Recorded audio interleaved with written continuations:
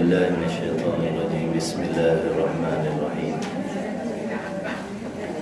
الحمد لله رب العالمين والصلاة والسلام على رسول الله ولا حول ولا قوة إلا بالله العلي العظيم حسبنا الله ونعم الوكيل على الله توكلنا حسبنا الله ونعم الوكيل على الله توكلنا حسبنا الله ونعم الوكيل على الله توكلنا لا إله إلا أنت سبحانك إني كنت من الظالمين ولا حول ولا قوة إلا بالله العلي العظيم إلى حضرة النبي المصطفى رسول الله صلى الله عليه وسلم وكافة الأنبياء والمرسلين والملائكة المقربين والكربين ثم خصوصا إلى شيخنا ومشايخنا ومشايخهم إلى رسول الله صلى الله عليه وسلم شيء لله لنا ولهم الفاتحة أعوذ بالله من الشيطان الرجيم بسم الله الرحمن الرحيم الحمد لله رب العالمين الرحمن الرحيم مالك يوم الدين إياك نعبد وإياك نستعين اهدنا الصراط المستقيم صراط الذين أنعمت عليهم غير المغضوب عليهم ولا الضالين آمين بسم الله الرحمن الرحيم الحمد لله والصلاة والسلام على رسول الله سبحانك لا علم لنا إلا ما علمتنا إنك أنت العليم الحكيم اللهم افتح علينا حكمتك وانشر علينا من خزائن رحمتك يا أرحم الراحمين ربنا زدنا علما وفهما يا كاشف المشكلات اكشف الحجب عن وجه هذه المعاني حتى نطلع على خفيات هذه المسائل واحفظنا من الخطأ والضلال فأنت موفق كل أمر وأنت علام الغيوب برحمتك يا أرحم الراحمين وهب لنا يا وهاب علما وحكمة لرزق يا رزاق كلنا مسهلا بالخير يا فتاح فافتح لنا يا الله بالهدى وبالعلم كلنا يا عليم مفضلا اللهم علمنا ما جهلنا وذكرنا ما نسينا اللهم اجعل أعمالنا خالصة لوجهك الكريم وصلى الله على سيدنا محمد وعلى آله وصحبه وبارك وسلم الحمد لله رب العالمين أما بعد السلام عليكم ورحمة الله وبركاته. Muka surat apa?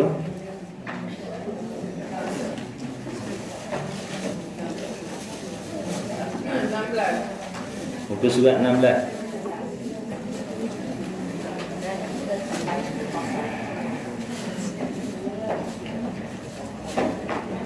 Dah sarapan tak?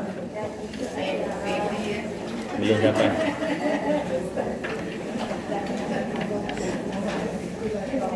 Kuih bakar, Masya Allah. Perenggan berapa tu?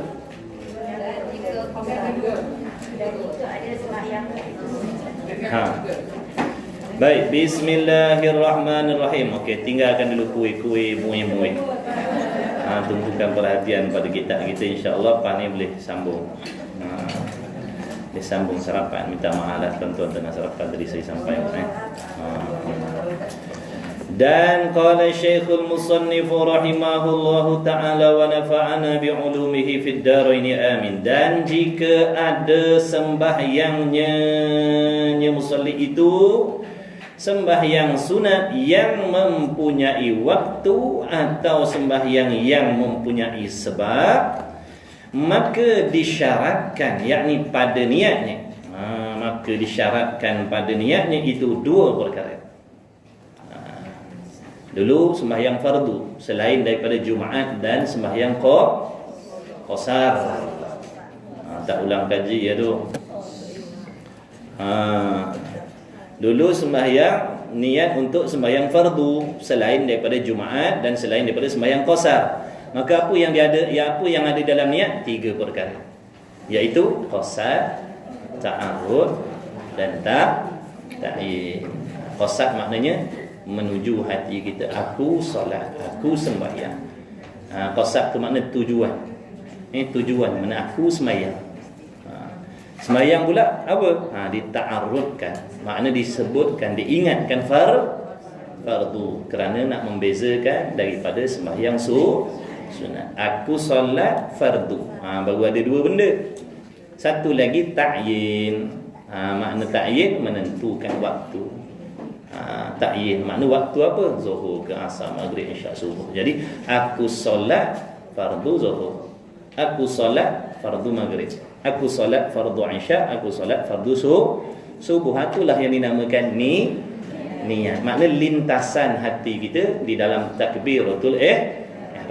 Mana waktu kita mengangkat takbir Allah, makna tiga perkara tadi ada dalam lintasan hati kita. Yakni Allah, makna dalam hati kita aku solat fardu zuhur. Lintasan hati kita tu kita tahu, kita faham, kita sedar aku solat fardu zuhur. Bukan bercakap-cakap dalam hati, bukan membaca sahaja aku sembahyang fardu zuhur, bukan. Itu namanya bercakap-cakap dalam hati. Dia niat lintasan. Tapi dalam lintasan tu ada tiga benda ni. Aku solat fardu zuhur, itulah niat. Itu untuk sembahyang fardu yang selain daripada fardu Jumaat dan selain daripada qasar. Habis. Hari ini, dan jika sembahyang itu, makna sembahyang yang kita nak dirikan tu sembahyang sunat. Sembahyang sunat pula terbahagi kepada dua. Sama ada sembahyang sunat yang mempunyai waktu ataupun sembahyang sunat yang mempunyai sebab. Bagaimana pula niat dia? Bagaimana pula niat dia? Maka disyaratkan adalah niatnya sembahyang sunat yang mempunyai sebab ataupun yang mempunyai waktu itu. Pertama, qasad. Qasad tadi menuju hati kita. Aku solat. Kita sedar, kita tahu, kita faham aku solat. Bukan suruh sebut sahaja aku solat, tak payah sebut sahaja tu dah. Dah memang kita nak solat. Yang disebut sahaja tu kinayah daripada kita sengaja nak buat. Faham tak tu? Memang saja kita nak solat. Kita sedar, kita tahu, kita faham, memang kita nak solat. Itu yang kata sahaja aku solat tu. Dalam lafaz niat usolli fardhu. Lepas tu ditulis ertinya sahaja aku sembahyang. Nak menunjukkan kita menyahajakan diri kita nak mendirikan sembahyang. Aku salat. Itu sahaja tu. Bukan dipaksa dah. Aku salat. Itu qasad. Kemudian dan keduanya ta'yin, makna menentukan apakah sembahyang sunat yang kita nak buat tadi. Seperti sunat subuh. Aku solat sunat subuh. Ataupun kalau tak sebut sunat pun tak apa. Aku solat subuh. Aku solat subuh tu maknanya sunat dah tu. Kalau kata aku solat fardu subuh, tu jadi fardu. Aku solat subuh tu makna aku solat sunat subuh lah. Dan sunat 2 hari raya, aku solat Aidil Fitri. Aku solat Aidil Adha. Dua benda tu. Aku solat tu qasad dan ta'yin apa? Apa solat sunat yang kita nak buat. Aku solat subuh. Aku solat sunat subuh pun boleh, aku solat subuh pun boleh. Aku solat sunat hari raya ataupun aku solat sunat 2 hari raya.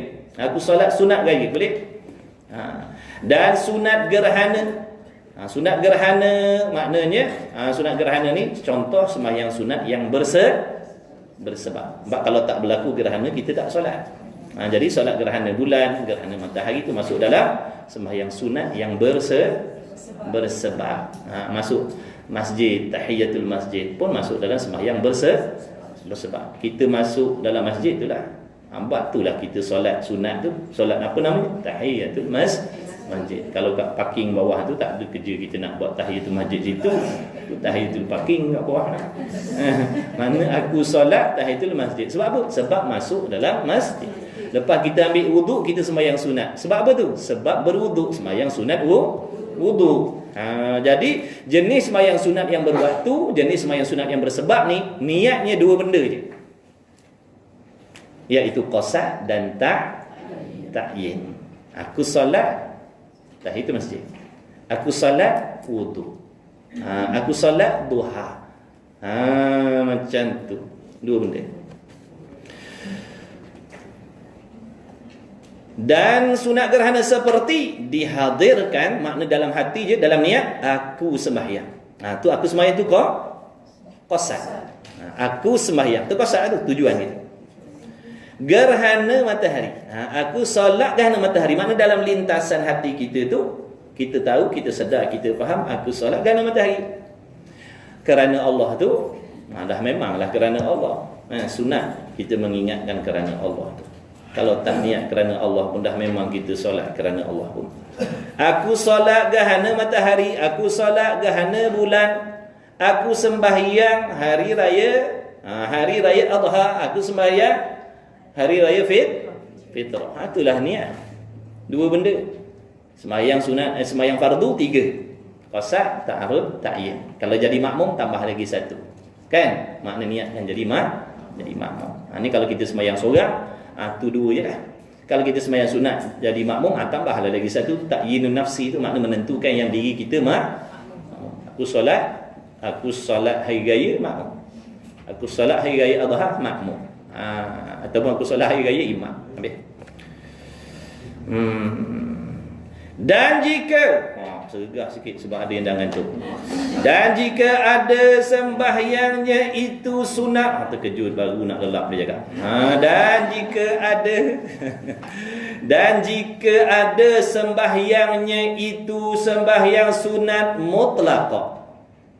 Sembahyang sunat semata-mata, sembahyang sunat mutlak ni semata-mata sunat. Dia tak ada kait waktu, dia tak ada kait sebab. Sebab tu panggil sembahyang sunat mutlak. Macam air mutlak. Dia tak ada kait air sirap, air apa, air embun. Air mutlak. Ni sunat mutlak, semata-mata solat sunat. Ni lagi senang tengok niat dia apa? Iaitu yang tiada mempunyai waktu dan tiada mempunyai sebab. Maka memadalah niat itu. Bila sebut niat dalam hati. Memadalah pada niat itu, niat sembahyang sunat mutlak, satu perkara jua, satu je. Iaitu mana? Iaitu qasad, hendak mengerjakan sembahyang. Allah dalam hati aku solat dah. Allah dalam hati kita aku solat. Tu je lah. Itulah sembahyang sunat mutlak. Nak sebut 2 rakaat, tak nak sebut tu, sebut pun boleh, tak nak sebut pun boleh. Allah dalam hati kita aku solat. Solat apa tu namanya? Sunat mutlak. Kalau yang sebab tadi kena sebutlah. Sunat wudu, sunat tahiyatul masjid, sunat ada berwaktu, contohnya sunat duha. Macam tu.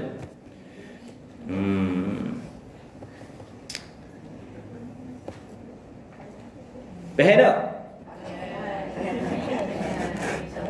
Kemudian kata Muzannif, maka memadalah niat itu satu perkara jua, iaitu qasad, hendak mengerjakan sembahyang, dan sunat melafazkan. Ni sunat, makna sunat pada syarak. Buat dapat pahala, kalau tak buat tak berdosa. Tak berdosa. Siapa membaca lepas niat dapat pahala baca dah. Siapa tak nak baca tak ada masalah. Dan sunat melafazkan, makna sunat menyebutkan, sunat membacakan lafaz niat dengan lidahnya. Bila nak baca niat tu? Dahulu daripada takbir, yakni takbiratul ihram. Mana sebelum, dahulu tu mana sebelum takbiratul ihram. Sunat kita baca di sisi mazhab kita Syafi'i, seperti mana yang diajarkan oleh Syekh Daud bin Abdullah Battani ni, sunat membaca usolli fardha tu, sunat baca. Kalau tak baca pun tak apa, tu namanya lafaz niat. Lafaz niat sunat, berniat wajib. Bukan makna kalau tak baca usolli tak sah mayang. Kalau tak niat dalam takbir tu yang tak sah sembahyang. Dan sunat melafazkan niat dengan lidahnya dahulu daripada takbir dan menyebutkan bilang-bilang rakaatnya. Jadi sebut bilang makna kita mengingatkan bilangan rakaat pun sunat. Kecuali kalau qasar. Kalau qasar mesti niat dalam hati 2 rakaat. Kalau tak niat 2 rakaat atau tak niat qasar, kena buat 4. Sebab tu dulu diasingkan. Semayang niat untuk semayang fardu selain Jumaat dan selain qasar. Sebab kalau qasar wajib niat dalam hati kita 2 rakaat. Sebab kita nak potong tu daripada 4 jadi 2, daripada 3 jadi 1,5, daripada 2 jadi 1. Macam tu. Jangan main-main ni. Yang qasar tu 4 rakaat je lama maghrib pun dia qasar tu je. Subuh pun dia qasar juga. Jangan buat kira dah tak tahu, dah semayang main agak-agak macam tu. Kita nak buat dulu. Kita nak buat dulu. Maghrib 2 rakaat. Lepas tu ada pula yang ikut tu. 2 kali 5. Dah main semayang main agak-agak. Nampak tak? Bila belajar, tak boleh. Dah. Dulu buat macam mana? Dulu main agak-agak. Tu tak boleh. Sebab itulah kena belajar. Kalau tak belajar kita agak-agak rasa macam betul. Rupanya salah. Jadi sunat meniatkan dalam hati tadi tu mengingatkan adaan, makna tunai, atau qadaan. Kalau kita nak sembahyang qada, ada ulama kata contohlah subuh tadi kita tak solat. Sekarang dah masuk waktu, dah lepas daripada waktu maknanya isyraq, sunat duha, kita ada masa kita nak qada subuh tadi. Memada dengan kita niat usolli fardhu subhi lillahi taala. Mana aku sembahyang fardu subuh kerana kalau nak niat qada pun sebab dua-dua ni hukumnya wajib. Solli fardhu subhi lillahi ta'ala atau solli fardhu subhi qada'an lillahi ta'ala. Aku sembahyang fardu subuh ganti kerana Allah. Menyebutkan adaan atau qada'an dan mengidhafatkan, makna menyandarkan bagi Allah Ta'ala, makna kerana Allah. Sebut kerana Allah tu pun sunat. Ingat dalam hati kerana Allah, tunai 4 rakaat, 2 rakaat, 3 rakaat. Tu hukumnya sunat. Kalau ingat kan, dapat dia sunat. Kalau dah memada 3 tadilah, aku solat fardu maghrib, aku solat fardu isyak, ataupun aku solat duha, aku solat wuduk, macam tu. Aku solat, tu bagi sunat mutlak. Seperti katanya usolli fardhu zuhri 4 rakaatin adaan lillahi ta'ala. Sahaja aku sembahyang. Tu. Sahaja aku sembahyang tu isyarat kepada qasad lah tu, menyahajakan diri kita. Kita sengaja nak solat. Aku sembahyang fardu zuhur. Fardu zuhur tu, fardu tu namanya ta'arud. 4 rakaat, ni sunat. Tunai sunat. Kerana Allah Ta'ala pun sunat. Yang paling wajibnya, yang tak boleh tidak mesti ada dalam niat 3 perkara: qasad, ta'arud, ta'yin. Bagi sembahyang fardu selain Jumaat dan qasad. Kalau sembahyang sunat bersebab dan berwaktu, 2 benda, qasad dan ta'yin. Kalau sembahyang sunat mutlak 1 sahaja, iaitu qasad. Atau 3 rakaatin pada maghrib usolli, maknanya aku sembahyang fardu maghrib 3 rakaat tunai kerana Allah. Itu lafaz niat dia. Sebab tu apa tujuan suruh baca ni? Sebab apa disunatkan baca? Tujuan baca lafaz niat ni nak menolong hati kita, supaya kita mudah nak niat dalam hati kan. Makna kita dah faham apa yang kita nak buat ni. Maknanya kalau kita seolah-olah kalau kita baca dalam bahasa Melayu, sebelum angkat takbir tu, sahaja aku sembahyang fardu zuhur 4 rakaat tunai kerana Allah. Maknanya kita faham apa yang kita baca. Jadi mudahlah untuk kita melintaskan benda tu dalam hati, sebab kita faham, ditolong oleh perkataan kita tu. Sebab tu sunat baca.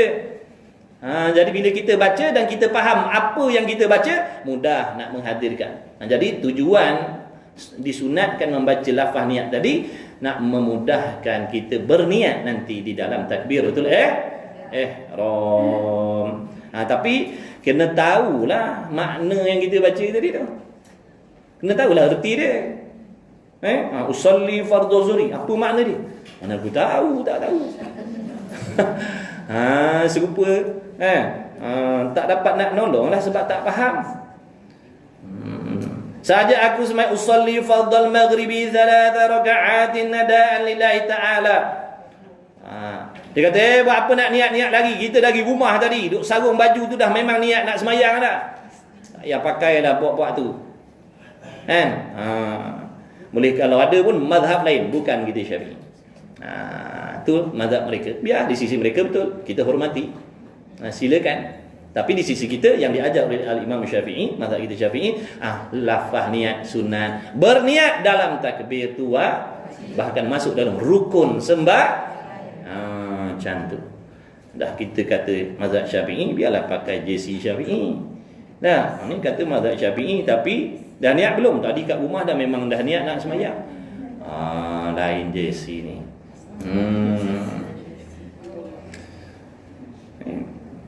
Dah belajar kita. Inilah guna belajar. Kita beramal ada panduan kita. Kau semayang usolli ni kat mana? Dalam kitab. mazhab Syafi'i, karangan tuan guru Syekh Daud bin Abdullah Fatani dalam kitab-kitab mazhab Syafi'i semua pun duk cerita lagu tu usolli itu sunat, wajib niat dalam sembahyang tu adalah rukun sembahyang. Di sisi mazhab lain boleh jadi disunatkan niat dia, boleh jadi kita tak tahu, kita tak alim empat mazhab.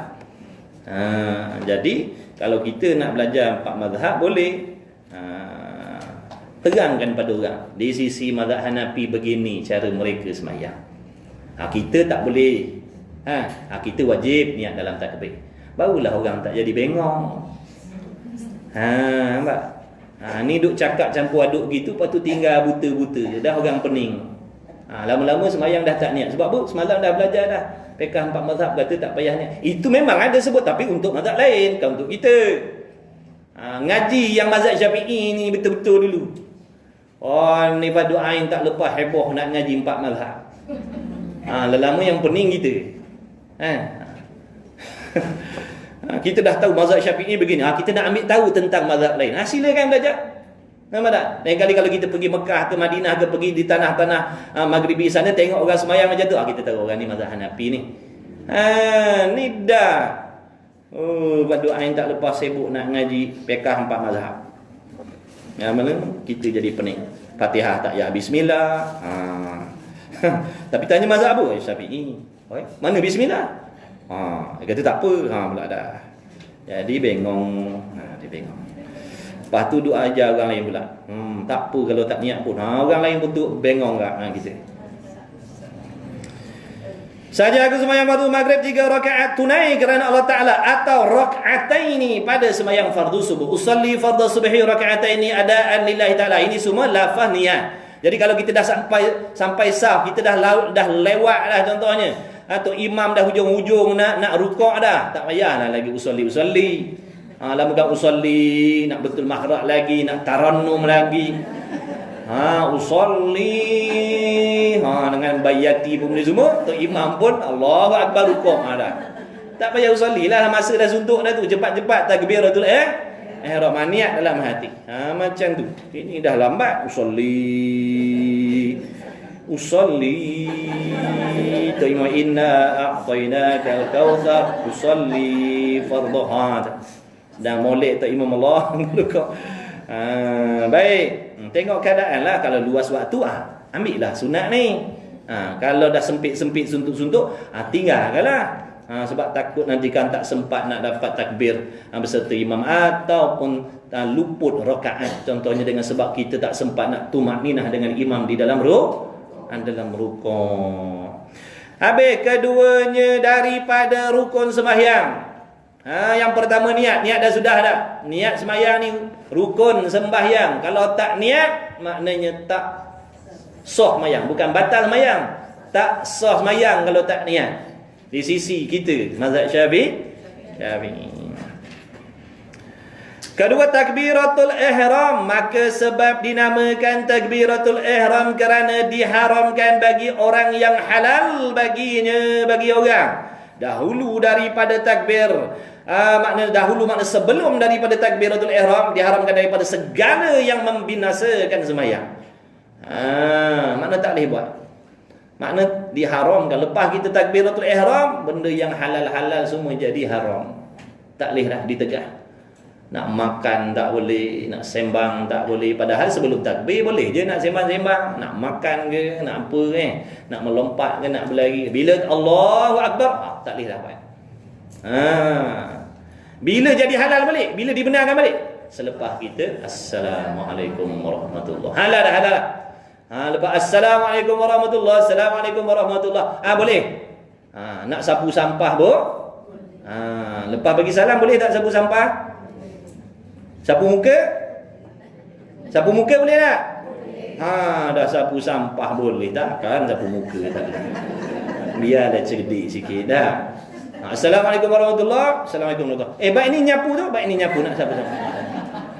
Tak boleh, bid'ah tu apa pasal? Tambah rukun ni. Tambah rukun apa kan dah bagi salam lah tadi ya. Sapu sampah boleh. Sapu muka Assalamualaikum warahmatullahi wabarakatuh. Allahumma adhib anil hamma wal hazan. Tambah rukun apa orang dah habis mayat. Nak basuh kereta pun boleh lepas bagi salam. Assalamualaikum basuh kereta tu. Boleh. Oh, dia kata bid'ah. Bid'ah dalalah. Wa kullu bid'atin dalalah. Yang dalalah semua dalam neraka. Sian orang. Bagi salam punya pasal, sapu muka punya pasal masuk neraka. Naiknya sungguh. Agak-agak lah. Agak-agak. Jangan duk mengarut macam tu. Sapu muka tak boleh. Ikutlah orang. Orang dah habis mayat. Maka sebab dinamakan, mana tadi, bagi orang yang halal baginya dahulu daripada takbir, daripada segala yang membinasakan sembahyang, dan tertentulah lafaz takbir. Jadi takbiratul ihram ni lafaz itu masuk dalam rukun qauli. Bila rukun qauli, kena baca betul makhrajnya dan diperdengarkan suara pada telinga. Suara, bukan angin, suara. Bunyi suara. Allahu Akbar. Qadar kita. Laki perempuan sama, imam makmum sama. Cuma imam dikuatkan sikitlah nak mensyaratkan takbiratul ihram, takbir intiqal lah, pindah rukun. Adapun kita makmum, qadar kita Allah. Tak imam Allahu Akbar, kita Allahu Akbar. Qadar. Jangan tu imam Allahu Akbar, kita pun Allahu Akbar. Ramai jadi imam. Kecuali tak ada speaker, ada seorang nak jadi mubalik, tolong sampaikan. Maknanya tak suara imam tu pada yang lain-lain. Cukuplah seorang jadi mubalik. Nak berebut tak dah. Kita makmum, qadar telinga kita lah. Tak payahlah kuat-kuat, makna volume nombor 3 dengar dah suara kita. Cukup, tak payah pula lebih. Sebab nanti ganggu orang sebelah. Allahu Akbar. Bismillahirrahmanirrahim. Alhamdulillah. Kan kedengar suara kita. Kalau Bismillahirrahmanirrahim. Alhamdulillah. Tak sah. Takbir macam tu tak sah. Tak sah. Tak boleh orang tak faham. Nampak cakap pun kita tak faham. Makna bila baca macam tu semua makhraj jadilah lari. Semua jadi duduk dekat ha ni. Allahu Akbar. Cuba tuan-tuan perhatikan elok. Allahu Akbar. Tak ada dah makhraj huruf ha. Allahu Akbar. Tapi kalau dah Allahu Akbar. Bismillahirrahmanirrahim. Alhamdulillah. Ar-Rahmanir-Rahim. Iyyaka na'budu wa iyyaka nasta'in. Ihdinas siratal mustaqim. Siratal ladzina an'amta 'alaihim ghairil maghdubi 'alaihim. Allah. Ramai dia buat kerja ni. Sah ke tidak? Batal mayang tak sah. Wajib qada mayang janji lagi. Pada muka kita. Dah qada lah, dah salah semayang tak sah, qada lah. Dah tahu, sekarang dah belajar, dah tahu semayang macam tu batal.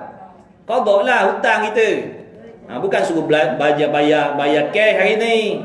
Ada hutang 20,000, 30,000, mana boleh bayar cash, bayar ansur lah. Qada sebelum zuhur. Qada zuhur, di antara zuhur asar, qada zuhur asar. Ikutlah. Bayar hutang ansur. Memanglah nak hadap sekali manalah mampu kan. Ni dia tanya, ustaz kalau dah berlebih qada macam mana? Belum mula qada lagi dia dah tanya kalau terlebih. Innalillahi wa inna ilaihi raji'un. Banyak ustaz dulu kita tinggal dulu. Memang banyak. Tapi nak tanya kalau kita dah terlebih macam mana ustaz? Belum qada. Tengok dia punya helah dia ni. Qada lah sampai hati kita dah zon. Satu masa hati kita dah zon dah. Semolek-moleknya buat kira-kira. Berapa tahun kita semayang dalam keadaan jahil, berapa tahun?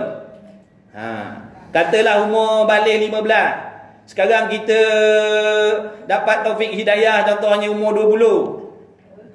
Jadi umur daripada 15 tu 25 tahun. Akhir 5 tahun ni lah balik kita.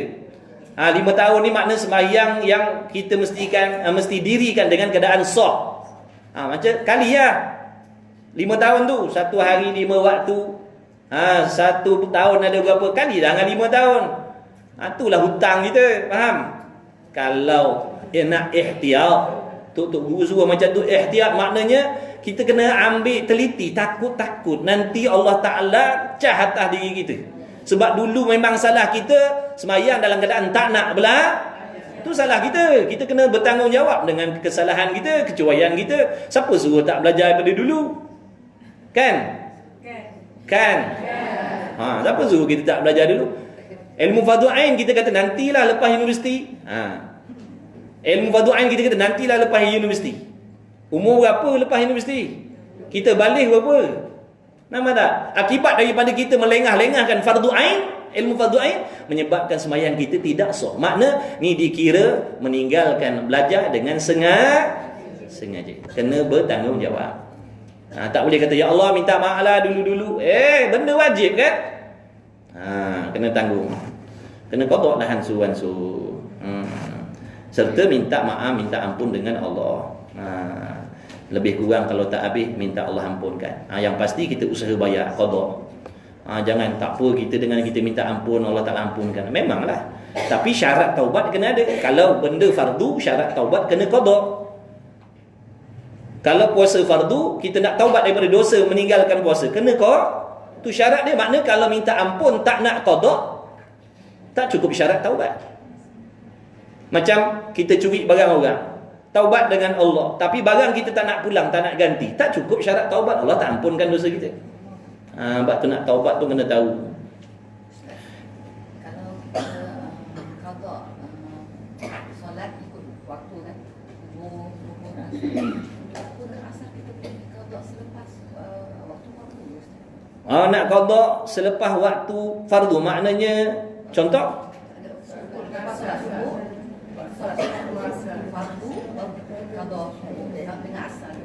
boleh dia tak kisah. Qada ni di luar waktu dia. Walaupun selepas subuh, selepas asar. Boleh. Tapi jangan tumpu waktu selepas subuh, jangan tumpu waktu selepas makna waktu-waktu lain pun kena qada juga. Jangan sesaja waktu sebelum Zuhur kita tengok cerita Filipin. Lepas tu cerita apa?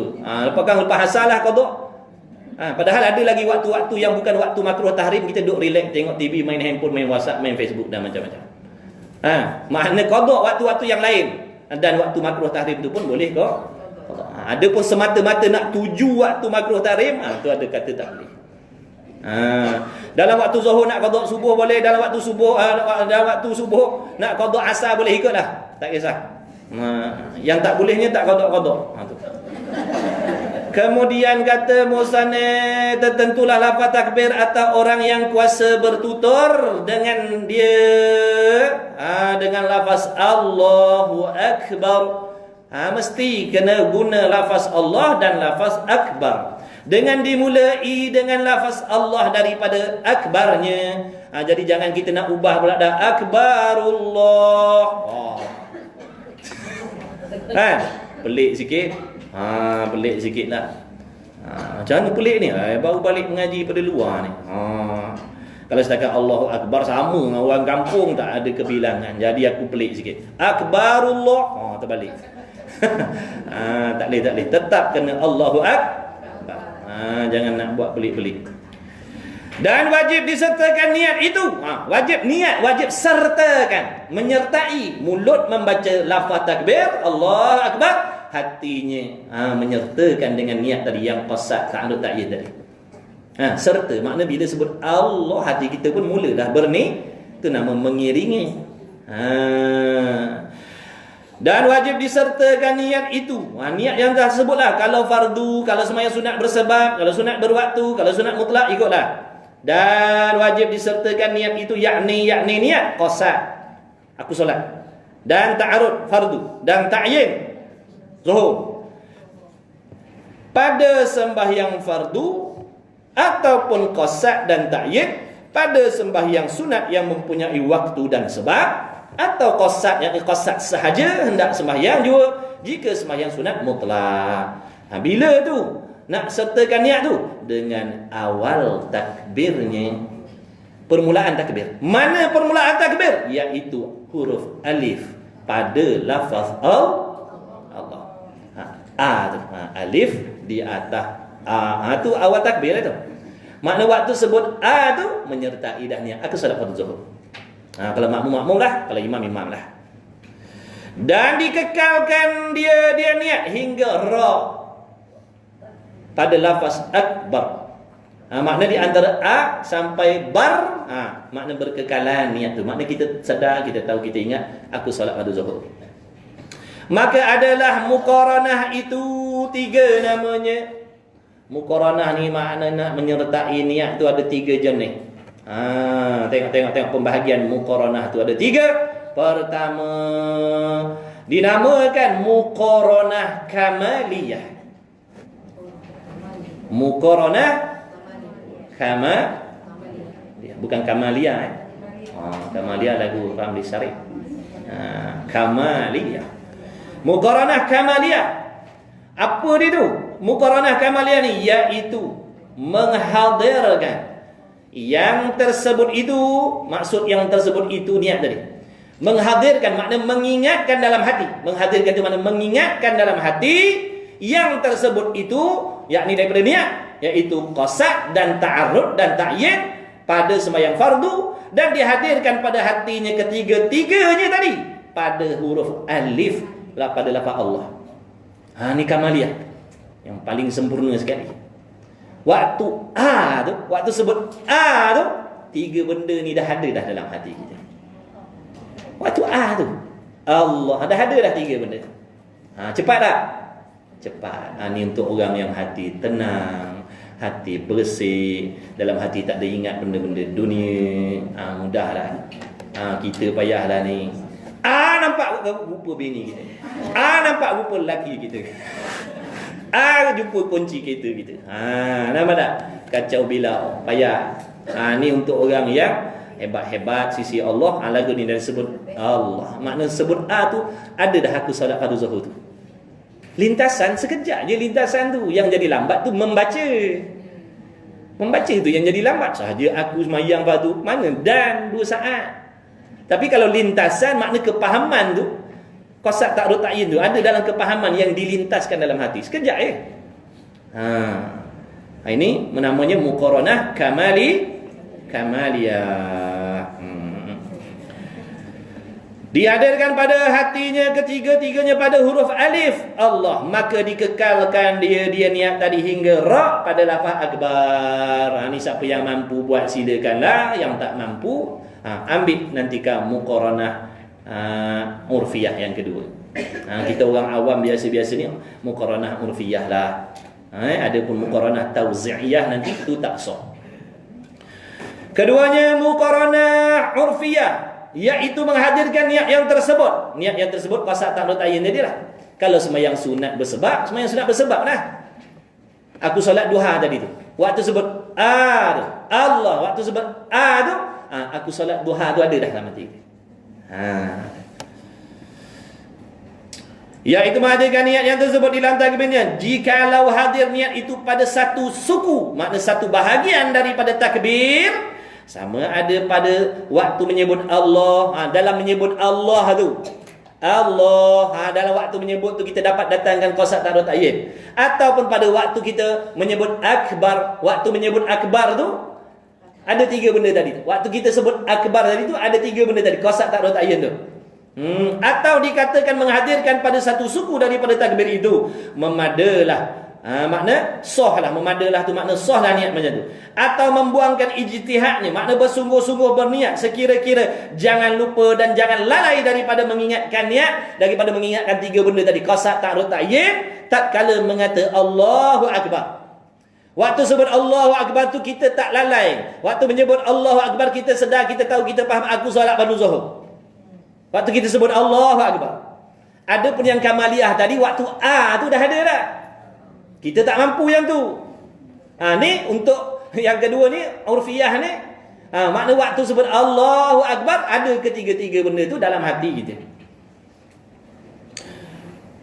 Daripada mengingatkan niat tatkala mengatakan Allahu akbar, ataupun dinamakan muqaranah urfiyah juga, sahlah sembahyangnya pada orang yang awam yang banyak. Orang awam banyak ni orang ramai-ramai macam kita ni lah. Maknanya di sisi orang macam kita ni, muqaranah urfiyah ni sah. Sebab kita tak mampu nak buat yang kamaliyah tadi, tak mampu. Nak sebut dalam A tu nak ingat qasak ta'arud ta'yin tak mampu, buat hati kita kacau macam-macam. Apa tak kacau ni? Dalam hati kita dunia ni. Dalam hati kita duit, pangkat, darjat, sebutan, pujian, macam-macam. Takut orang cela, seronok orang puji, tu dalam hati kita. Tu yang kita muatkan dalam hati kita. Sebab tu dalam Islam larang simpan benda tu dalam hati, sebab dia akan ganggu kita. Dia akan ganggu kita, ganggu akhirat kita. Sebab hati ni untuk simpan akhirat. Hati kita kena simpan akhir. Duit, pangkat, darjat tu semua luar. Benda luar-luar, jangan bawa masuk dalam hati. Bawa masuk dalam hati kacau. Dia jadi kacau. Sebab hati ni untuk Allah, hati untuk Rasul, hati untuk akhirat. Dia pun dunia duduk luar, kat tangan sudah. Nak kaya-kaya lah, tapi jangan sampai duduk dalam hati kaya. Kaya biar di tangan sahaja. Macam sahabat-sahabat radhiyallahu ta'ala anhum, mereka kaya, mereka saudagar, tapi semua tu di tangan. Bila benda tu ganggu ibadat, dia buang. Bila benda tu ganggu ibadat, dia campakkan. Sebab benda tu kat tangan dia. Tapi bila benda tadi dah duduk dalam hati, payah nak campak. Nak kena operation bagai. Nak bagi keluar. Tapi kalau benda tu kat tangan, benda ni ganggu ibadat aku ni. Makna dia boleh tolak tepi sebab kat tangan. InsyaAllah usahalah. Belajarlah. Belajar daripada pengertian tu, insya-Allah kita usaha sambil minta tolong taufik daripada Allah. Mudah-mudahan Allah Ta'ala kurniakan kita hati yang macam tu. Penting kita usaha. Usaha pula tengok bersungguh ke tidak. Kadang tak dapat sebab tak berapa nak bersungguh. Insya-Allah Allah tolong. Allah Ta'ala dah bagi tahu walladzina jahadu fina, sesiapa yang bersungguh-sungguh kepada kami, lanahdiyannahum, sesungguhnya kami akan bagi pertolongan. Allah akan tunjukkan. Tapi dimulakan dengan bersungguh dahulu. Kena usaha dulu, bersungguh dulu, baru kemudian Allah bagi pertolongan. Kita Allah tak bagi pertolongan sebab apa? Boleh jadi kita tak usaha, boleh jadi kita usaha belum bersungguh. Maka jangan putus asa. Cuba lagi. Tak boleh cuba lagi. Sekali jatuh, 3 kali, 5 kali bangun. Macam tu. Jangan sekali jatuh terus menegak, tak bangun-bangun. Itu tanda-tanda orang percaya pada diri, tak percaya pada Allah. Kalau orang tu percaya kepada rahmat Allah, taufik Allah, kalau dia jatuh macam mana pun, dia akan bangun macam biasa. Dia takkan jadi lemah. Dia tetap akan bangun macam biasa. Itu tanda dia berpegang kepada pertolongan Allah. Tapi kalau kita percaya dengan diri kita, itu yang apabila kita berlaku musibah dalam diri kita jadi terduduklah. Terduduk tak nak bangkit bangun. Itu tanda-tanda kita berpegang dengan diri kita sendiri. Sebab tu jangan pegang diri kita sendiri, pegang kepada Allah. Rahmat Allah maha luas. Allah boleh tolong kita lah. Bila-bila masa Allah boleh tolong kita. Allah tak nak tolong sekarang. Sebab apa? Ada hikmah. Allah nak suruh kita banyak dapat pahala sabar, pahala redha, sangka baik. Kan itu semua pahala. Boleh je Allah Ta'ala nak tolong kita. Boleh sangat. Boleh sangat-sangat. Allah nak tolong kita. Nak keluarkan daripada segala masalah hidup kita. Tak ada mustahil pada Allah Ta'ala tu. Kemudian ini kata Syekh Bujairimi, bermula muqaranah urfiyah, bahawa disertakan yang diistihdharkan, makna yang menghadirkan yang wajib dengan satu suku daripada takbir, dan yang wajib istihdharkan itu iaitu qasa'nya dan ta'arud dan ta'yin. Ini 3 benda ni yang tak boleh tidak, mesti kena ada dalam niat kita. 3 benda ni yang paling tidak, aku solat fardu zuhur, aku salat pada maghrib. Ini 3 benda je, qasad, ta'arud, ta'yin. Ada pun yang adaan lillahi ta'ala 4 rakaatin, itu itu sunat. Tak ingat pun tak boleh. Tapi yang 3 ni tak boleh tidak, mesti. Pada satu suku daripada suku takbir, seperti barang yang ditakrirkan oleh Syekh kami Al-Hifni, daripada Syekh Al-Khulaifi, daripada Syekh Mansur, daripada Syekh Syubari, daripada Syekh Ramli. Habis. Yang ketiganya bahagian muqaranah, iaitu muqaranah tauzi'iyah. Kalau kecek Kelantan kata tauzi'iyah ni hence. Siapa Kelantan sini? Pehedok hence. Tak faham. Tak faham. Nak buat guano tak faham. Iaitu mensuku-sukukan. Tengok contoh ni kan kita faham maksud henceh tadi tu. Iaitu mensuku-suku akan suku niat pada suku takbir, iaitu dimuqaranahkan, makna disertakan. Qasad, makna qasad tadi aku solat. Waktu sebut dalam hatinya kata aku sembahyang. Dan ta'arud, makna mengingatkan fardu pada waktu hu. Aku solat. Hu maknanya fardu. Dia buat macam tu. Dan ta'yin pada lafaz akbar. Pada lafaz akbar baru kata zuhur. Dalam hati dia aku sembahyang. Hu fardu. Akbar zuhur. Ini makna henceh-henceh kan. Dibahagi-bahagi, disuku-sukukan. Aku sembahyang. Hu fardu. Akbar zuhur. Maka dinamakan tauzi'iyah. Sebab apa dinamakan tauzi'iyah? Kerana ia musalli menghampirkan suku niat pada suku takbir, maka adalah muqaranah ini tiada memadai pada niat, makna tak sah dengan muafakat ulama padanya. Bersalahan, maknanya bersalahan di sini tak serupa yang dua surah, makna dua gambaran dahulu, iaitu muqaranah kamaliyah dan muqaranah urfiyah. Adapun muqaranah kamaliyah dan muqaranah urfiyah itu sah. Adapun muqaranah tauzi'iyah yang ketiga ni duk memecah-mecahkan, membelah-belahkan, mensuku-sukukan niat tadi. Aku semayang, fardu, akbar, zuhur, ada macam tu. Yang tu tidak sah. Maka yang pertama itu ittifaq bagi orang yang kuasa. Mana yang pertama? Maksudnya muqaranah kamali. Bagi orang yang kuasa silakan. Orang yang hatinya bersih, tenang-tenang. Waktu sebut waktu sebut tu dah ada dah solat waktu zuhur tu dah ada dah pengertian tu dalam hati dia. Silakan kalau mampu. Dan jika membawa kepada was-was, kalau bawa pada was-was, maka hendaklah diamalkan muqaranah urfiyah yang muktamad oleh Imam Nawawi dan Imam Ghazali. Yang kedua tadi tu. Sama ada dalam lafaz Allah tu kita niatkan ketiga-tiga, ataupun dalam lafaz Allahu Akbar tu.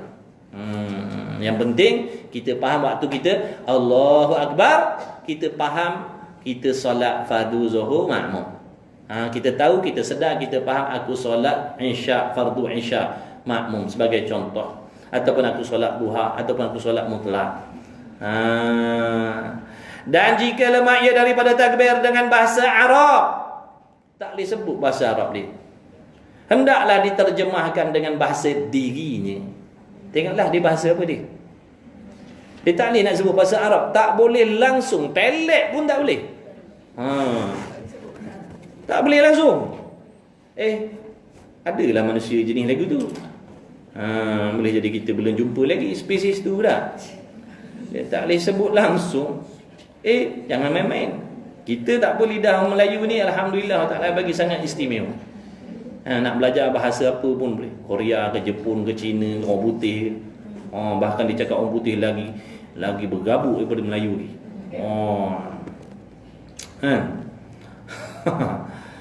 Bahasa Arab, baca Quran, orang Arab pun selut gitu. Makhrajnya semua kok. Nampak? Istimewa. Lidah orang Melayu. Ngumpat pun istimewa kan. Lidah orang Melayu ni bisa kan. Mengumpat boleh, baca Quran boleh. Memfitnah boleh, buka aib orang. Hebat lidah kita orang Melayu. Jangan disalahgunakan lidah kita. Hendaklah diterjemahkan dalam bahasa dirinya. Ikutlah dia bahasa apa.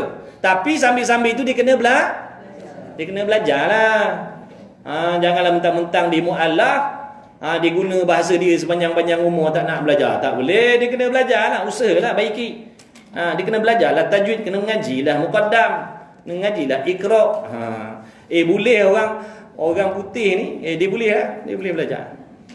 Dia boleh sebut daripada tak kenal huruf alif macam tiang api tu sampai boleh cakap Arab dia. Kita tak boleh lawan. Waktu kita pergi belajar sana dulu, orang Itali lah, orang apa, tak tahu balik Batam tu. Tapi daripada kelas 1 sampai kelas 3, dalam masa 4 bulan dia dah boleh cakap Arab dah. Tapi bersungguh buat-buat tu. Menghafal je kerja ni. Kita duduk relax. Kita tengok dia duduk. Duduk, kita tengok dia pegang kertas. Apa benda dia buat kertas macam tu? Kita tengok, rupa, sini bahasa dia, sini bahasa Arab. Ni bahasa dia, ni bahasa Arab. Dia tengok. Lepas tu dia ambil yang lain pula. Apa benda dia orang ni buat? Rupa duk menghafal perkataan. 4 bulan boleh cakap Arab. Peksa dapat nombor 2, nombor 3. Kita belakang kali. Tengok. Orang Korea pun boleh semua. Masya Allah. Makna bersungguh boleh. Mereka yang tak kenal, tapi itu memang kaedah belajar bahasa Arab kat situ memang untuk orang memang tak kenal langsung. Jadi kaedah dia ada kaedah yang sangat-sangat baik lah. Daripada tak kenal watak, boleh tulis, boleh baca. Masa tu saya dekat Syria dulu. Kita pergi berapa bulan je, kita balik dulu. Tak cukup modal. Tak cukup modal. Orang lain mewah-mewah pergi sana. Tak apalah, alhamdulillah dapat pengalaman. Dapat kenal orang putih, kenal orang Jepun, orang Korea, orang Perancis. Muju tak kahwin dengan orang Perancis. Itu cerita nak bagi tahu kalau belajar bersungguh boleh. Habis yang ketiga tadi, muqaranah apa tadi? Tauzi'iyah ni tidak sah. Dan ketiga, jadi orang yang macam tadi tu, dia tak boleh nak melafazkan takbir dalam bahasa dia. Tak boleh nak lafaz takbir dalam bahasa Arab, kena gunalah bahasa dia. Tapi sementara tu dia kena belajar. Dan wajib ia belajar jika ia dapat. Dan ketiganya daripada rukun sembahyang, qiyam. Kita dah sampai rukun yang daripada 13. Iaitu mana qiyam? Apa makna qiyam? Yakni berdiri pada sembahyang fardu. Sebab apa dia kaitkan sembahyang fardu? Kerana nak keluarkan sembahyang sunat. Kalau sembahyang sunat, walaupun kita kuasa, kita nak duduk pun boleh. Tapi pahalanya separuh. Kalau kita uzur, memang tak boleh berdiri. Kita sembahyang sunat pun atas kursi, pahalanya penuh. Sebab tak boleh berdiri tadi sebab uzur. Ada pun yang separuh tadi, dia boleh berdiri, saja dia nak sembahyang sunat atas kursi, saja dia nak sembahyang sunat seperti duduk tahiyat tu. Sah sembahyang tapi pahalanya separuh. Yakni berdiri pada sembahyang fardu, dan disyaratkan dia berdiri dengan dibetulkan tulang belakang. Betul ni makna luruskan tulang belakang. Bagi yang kuasa, orang dah memang bongkok 3, jangan ditekan pula belakang ni. Berderap tulang sekitar tu. Dia berdiri sakat tu. Itulah dia punya luruh tulang dia. Biarlah qadar dia. Janganlah kita ikut orang yang sihat-sihat. Jadi keadaan tengok masing-masing punya kemampuan lah. Dan jikalau dengan bersandar sekalipun dengan bersandar dituntut berdiri, nampak tak tu? Maknanya jangan nak buat mudah-mudah. Jangan nak buat mudah-mudah. Dulu waktu kat pondok dulu ada seorang pokcik ni, rajin sembahyang Jumaat. Rumah dia jauh daripada masjid, tapi tiap-tiap waktu dia sampai dulu. Jalan mengesok dah, bongkok 7 dah dia. Tangan duduk belakang macam tu, nak imbangkan badan dia berjalan, seret kaki dia kiri kanan, pergi sembahyang tiap waktu, masya-Allah. Tak pernah tengok dia sembahyang duduk. Sampai dia meninggal. Tengok bersungguh dia. Itu pun segan. Jalan hesot. Umur 70 lebih, 80. Orang-orang Allah pilih, tengok bersungguh sembahyang. Dah dia tak sembahyang duduk. Kita tengok sembahyang, habis sembahyang dia sembahyang kat dinding, dia sandar kat dinding habis. Sampai macam tu. Dan disyarat kita dah kat pintu masjid berborak lagi. Waalaikumsalam. Anak okey semua. Kat tangan jenjit kursi dah. Kat tangan dah standby kursi dah. Tapi tadi borak kat pintu masjid berdiri. Dekat 15 minit berdiri. Sampai dalam sah, letak kursi, duduk, takbiratul ihram. Sembahyang fardu. Banyak cantik muka kita. Banyak buat kerja macam tu. Dah mampu berdiri, wajib berdiri lah. Waktu tak boleh berdiri, baru harus duduk. Ni duduk senang-senang lagi duduk dah. Tadi berdiri kat pintu masjid, lama sembang. Mesin rumput boleh. Pikul mesin rumput boleh. Semayang duduk atas kursi. Tak tahulah kalau di jenis ada penyakit macam tu, nak takbir je hilang kemampuan. Boleh jadi. Kita sangka baik dah. Boleh jadi dia ada jenis penyakit macam tu. Allah je hilang kemampuan. Tu yang dia duduk lah. Pitam. Tiap-tiap nak semayang je pitam. Tiap-tiap nak semayang je pitam. Boleh jadi ada jenis penyakit pitam waktu nak semayang. Tak semayang tak pitam-pitam pula. Waktu sembang tak pitam, angkat takbir je pitam. Tu boleh jadi macam tu. Yakni berdiri pada sembahyang fardu dan disyaratkan dia dengan dibetulkan tulang belakang, dan jikalau dengan bersandar sekalipun, maka jika berdiri cenderung sekira-kira tiada dinamakan berdiri, tiada sah sembahyang. Maknanya kalau dia berdiri tu cenderung, makna bongkok, sampai orang kata ni bukan berdiri, ni orang panggil bongkok, padahal dia sihat, tak sah sembahyang dia. Makna kalau dia dah memang bongkok, sah lah. Ni macam kita ni yang sihat-sihat ni, tapi waktu sembahyang duk cenderung macam orang nak rukuk tu. Orang tak kata berdiri macam tu, orang kata rukuk tu. Maka tak sah lah di sisi kita. Orang yang kuat, orang yang sakit tu tak apalah, dimaafkanlah dia tu. Dah memang dia macam tu kejadian dia, tua dah, uzur dah, bongkok dah badan dia. Jangan dipaksa pula luruhkan. Dan jika lemah ia musalli daripada berdiri. Macam mana yang dikatakan lemah yang diharukan duduk ni? Sekira-kira masyaqqah. Berempah. Kecek Kelantan kata berempah. Makna kalau kita ni berlawan tekanan dengan sakit tu tadi. Kalau kita berdiri sampai timbul tekanan pada diri kita, nak menahan sakit sehingga hilang khusyuk semua. Duk ingat aduh sakit.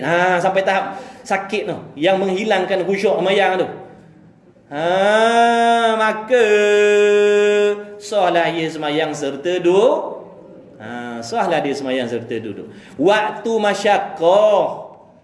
Kalau tak masyaqqah kena berdiri. Ni tak masyaqqah, duduk dah. Belum masyaqqah lagi, duduk dah. Tak sah lah. Wajib berdiri dulu. Bila dah masyaqqah baru harus duduk. Bukan tiba-tiba timbul hukum duduk tu. Bila kuasa berdiri, wajib berdiri dulu. Qadar kuasa. Katalah dia qadar kuasa berdiri 1 minit, wajib berdiri 1 minit. Masuk saat minit yang kedua dia dah jadi nak masyaqqah dah. Baru harus duduk. Lepas tu rakaat kedua, tak ada masyaqqah dah. Wajib berdiri pula rakaat kedua. Macam tu tuan-tuan. Yang dibenarkan tu tadi waktu uzur. Makna waktu tak uzur kena buat macam biasa. Jangan daripada hawa sampai ke sudah. Tapi tengoklah masing-masing. Sebab tu tak boleh nak cam orang sembahyang ni. Tengok sakit masing-masing. Masing-masing yang rasa dah. Kita tak boleh kata pakcik tadi sebab apa berdiri lepas rakaat kedua duduk. Janganlah, kita tak tahu dia sakit lagu mana. Bukan duk marah pakcik tu. Kita orang baru belajar baru ni. Mana kita tahu pakcik tu sakit lagu mana? Ni kita belajar untuk kita. Untuk kita. Makna rakaat pertama ni aku boleh berdiri seminit. Makna aku kena berdiri seminit. Masuk rakaat kedua kita jadi sehat pula. Wajib berdiri rakaat kedua. Rakaat ketiga datang balik sakit tu masyaqqah. Duduklah. Lepas tu yang diuzurkan, yang boleh diuzurkan, yang tempat yang sakit, tempat yang boleh buat, wajib buat macam biasa. Boleh rukuk macam biasa, wajib rukuk macam biasa. Boleh sujud macam biasa, wajib turun sujud macam biasa. Yang tak boleh, baru boleh isyarat. Baru boleh buat dengan isyarat. Ni tak bolehnya berdiri. Semua isyarat. Yang tak bolehnya berdiri. Semua isyarat. Padahal dia boleh rukuk macam biasa. Dia boleh sujud macam biasa. Tapi isyarat juga. Tak sah sembahyang kalau macam tu. Jadi ikut masing-masing punya jenis penyakit lah. Tak boleh kita nak kata kaedah sembahyang duduk ni wajib macam ni. Kalau buat macam ni batal. Tak, kita tak tahu orang sakit lain-lain. Ada orang boleh lipat kaki, ada orang dah lipat tak boleh luruh, ada orang luruh tak boleh lipat, ada orang luruh lipat tak boleh. Jangan-jangan. Yang luar lipat tak boleh semayang sambil berguling. Berguling makna mengereng, bukan berguling, guling-guling macam tu, mengereng. Macam tu. Maka hendaklah ia berguling. Tu ada. Nampak tak? Kalau duduk pun tak boleh. Dia masalah tak boleh duduk, tak boleh lipat contoh. Yang dia boleh baring. Mengereng maknanya, maka hendaklah ia berguling di atas lambung kanan. Makna kena mengereng atas rusuk katalah sana kiblat, kita mengereng macam tu. Kalau tak boleh belah sini, rusuk kiri. Macam tu. Maka hendaklah berguling atas lambung kanan. Itu afdal daripada lambung kiri. Makna kalau dua-dua, makna kita punya rusuk kiri kanan tak ada masalah. Afdal belah afdal belah kanan. Afdal belah kanan. Dan jika lemah ia, makna nak mengiring pun tak boleh, maka sembahyang dengan melentang di atas belakangnya. Melentang macam itulah. Baring. Letakkan bantal kita biar tinggi sikit, biar dada kita tu mengarah ke kiblat. Kalau boleh, kalau dia jenis tak boleh bengkok, langsung angkat sikit dia punya katil hospital tu pun tak boleh. Biarlah ngadak ke langit begitu. Nak buat lagu mana? Ataupun kalau boleh hejah dia punya katil boleh naikkan sikit, hejah lah. Maka kita anak-anak kena tahu lah. Anak uruskan kawan-kawan kita sakit ke, sesiapa sakit ke, kita tahu. Semayang macam ni kita tahu. Tak payahlah suruh dia nak buat semua tu. Lama-kan dia bangkit betul katil apa pun dia semua. Lebih baik dia semayang berdiri kalau dah boleh betul katil. Dan jika lemah ia, maka semayang dengan melentang di atas belakangnya. Maka mengisyarat dengan kepala je. Isyarat dengan kepala. Makna macam kita semayang, kita lah yang tahu. Kalau begini maknanya qiyam. Kalau tunduk sikit maknanya rukuk. Angkat sikit i'tidal. Sujud bawah sikit, tunduk sikit namanya rukuk. Kita faham apa yang kita buat. Tapi kalau boleh baca, wajib lama kang syok begitu diam aja baca tak mau. Baca boleh, wajib baca lah. Fatihah, takbiratul ihram, tasbih semua. Yang tak boleh tadi perbuatan. Makna tempat-tempat bacaan rukun qauli kena baca lah. Alhamdulillah rabbil alamin. Allahu akbar. Sami Allahu liman hamidah. Macam tu. Lama kan diam, hangguk-hangguk pula dah. Dan jika lemah ia dengan demikian itu, makna kalau kepala pun tak boleh nak bergerak dah. Simen teguknya contoh. Tak boleh nak bongkok dah. Maka dengan kelopak matanya. Syarat dengan kelopak mata. Makna kita faham lah. Kita sendiri faham. Makna kalau jaga macam ni, contohnya qiyam. Pergi mulut boleh baca? Baca lah. Jadi kalau tuan-tuan pergi hospital tengok orang mata kelip, yang boleh jadi tengah semayang. Jangan dipanggil, boleh jadi tengah semayang ni mata kelip. Tengah semayang. Lah, ni betul lah ni. Bukan kita tengok asap, pakcik sebelah ni kelip, kejam mata. Tadi terbuka, mata ni tutup pula. Mata pakcik ni jangan-jangan dah tak ada tak? Tengok lu. Jadi dia tengah semayang. Syarat pakcik tu ngaji muniatul musalli. Dan jika lemah ia, maka melakukan rupa semayang dalam hatinya. Sampai macam tu sekali. Selemah-lemah tu. Rupakan, makna lakonkan semayang tu dalam hati kita. Dengan bacaannya, dengan apa. Allah Ta'ala maha mengetahui. Kita dah tak boleh nak bangun, tak boleh nak bercakap, tak boleh nak apa, tak boleh. Selagi ada akal, lebih waktu dah nak berhenti. Selagi ada akal, makna kena semayang. Tu selemah-lemah dah tu. Maknanya tak payah nak qada dah, sebab dah memang dia uzur dah sampai tahap tu. Kalau dia mati, makna Allah Ta'ala tak kira dia meninggalkan semayang. Ni untuk kita. Andai kata bila sampai satu tahap kita sakit, makna kita boleh amalkan apa yang kita dah tahu hari ni. Memanglah sekarang kita sihat, tapi kita tak tahu besok lusa manalah tahu. Minta jauh lah kan. Mintanya sihat tubuh badan, boleh beramal macam biasa sampai kita diambil oleh Allah. Macam tu. Maka dengan melakukan rupa sembahyang di dalam hatinya, maka tiada gugur sembahyang selama akalnya. Wallahu a'lam. Selagi ada akal, selagi itu tak boleh meninggalkan sembahyang. Wajib sembahyang. Cukuplah, nanti jumpa minggu ketiga minggu ke-5 kalau ada lah. Bulan ni ada minggu ke-5? Tak ada minggu pertama nanti lah, insya-Allah. Ini apa ni?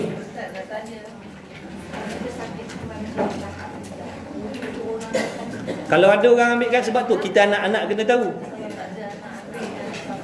Kalau tak ada anak-anak, tak ada siapa pun yang nak nolong kita, semayanglah dalam keadaan macam tu. Tak ada orang yang kita harapkan, yang ada pun tak tahu macam mana nak ambilkan wuduk untuk orang sakit. Sebab tu kita anak-anak kena tahu. Bila sampai mak bapak kita sakit, kita tahu nak wuduk. Mak, waktu semayang masuk dah. Ni nak ambilkan wuduk ni. Kan nampak tak? Tapi kalau anak-anak pun tak belajar, tak tahu, masalah lah. Jadi kita andai kata sampai satu tahap tak ada orang nak nolong kita, semayanglah dalam keadaan begitu.